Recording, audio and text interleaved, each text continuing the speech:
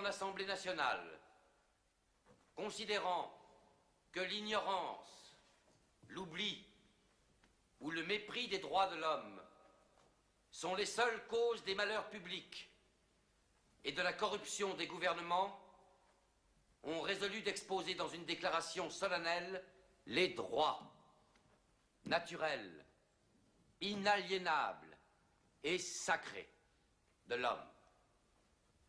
Je vous demande de vous lever, messieurs.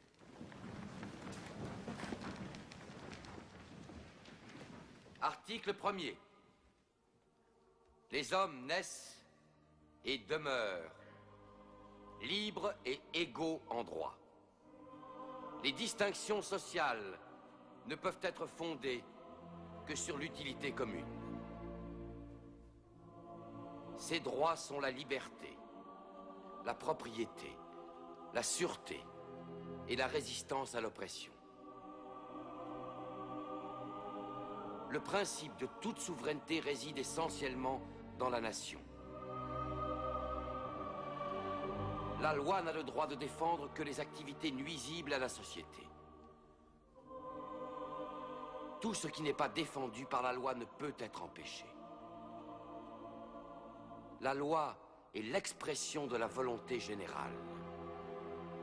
Tous les citoyens étant égaux à ses yeux, sont également admissibles à toute dignité, place et emploi public.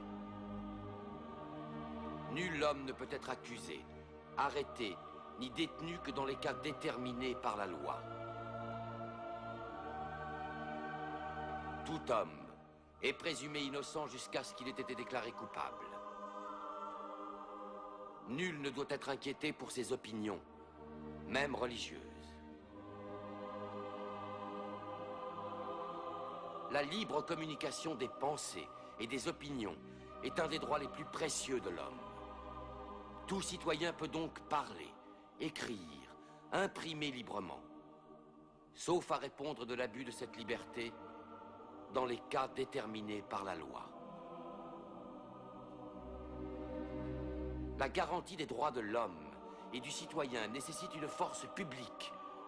Cette force est donc constituée pour l'avantage de tous. La propriété étant un droit inviolable et sacré, nul ne peut en être privé, si ce n'est lorsque la nécessité publique, légalement constatée, l'exige évidemment.